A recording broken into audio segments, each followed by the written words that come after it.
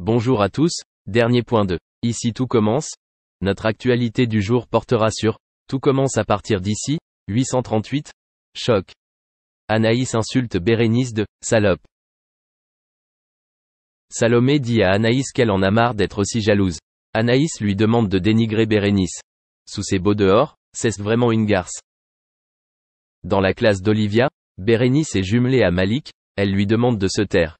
Elle ne supporte pas qu'il parle tout le temps. Bérénice n'arrivait pas à se concentrer. Clotilde avoue à Marc que les choses avec Joachim sont compliquées, il se crie dessus. Marc suggère à Clotilde qu'après le module, ils gardent leur distance. Pour calmer la situation. Au double A, Anaïs découvre que Bérénice a commis une erreur d'horaire.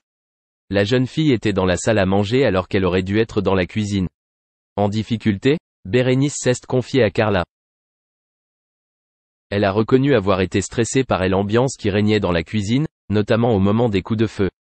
Carla essaie de la calmer. Durant son service, Bérénice s'est laissée submerger par le stress. Elle a commencé plusieurs fois en retard parce qu'elle ne pouvait pas ouvrir les huîtres. Ethan décide d'échanger sa place avec Tom pour gagner du temps. Ce dernier gémit. Un instant plus tard, Bérénice ne distinguait plus le filet de bœuf bien cuit du filet de bœuf saignant qu'elle préparait en même temps. Quand Ethan lui a posé la question, Bérénice est restée sans voix. Heureusement, Anaïs l'a rattrapée. À la fin de la prestation, Anaïs s'est entretenue avec Ethan. Mal à l'aise, il a reconnu que les choses manquaient surtout à cause des erreurs et de la lenteur de Bérénice. Anaïs le remercie pour son honnêteté. Merci d'avoir regardé et à la prochaine vidéo. N'oubliez pas de vous abonner à notre chaîne. En attendant, dites-nous ce que vous en pensez dans la section commentaires ci-dessous. Au revoir. Or, les vieilles rancœurs sont encore d'actualité. A-t-elle vraiment empêché les enfants de dire au revoir à leur père? Ont-ils toujours rejeté leur belle-mère?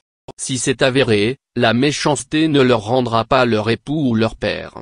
Or, c'est trop comme ça dans beaucoup de familles recomposées. Alors imaginez quand la célébrité s'en mêle. Laetitia Hallyday blêmit quand on l'interroge sur l'argent. Elle a beau tout faire pour balayer ça sous le tapis, sa stratégie ne fonctionne pas. En conflit avec le fisc, voici comment elle résume la raison de la discorde. Le fisc français me réclame des impôts dont nous nous étions acquittés avec Johnny dans l'État de Californie, qui est loin d'être un paradis fiscal.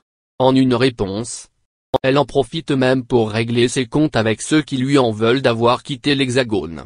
Toujours positive, elle fait confiance à ses avocats pour trouver une solution qui contentera tout le monde.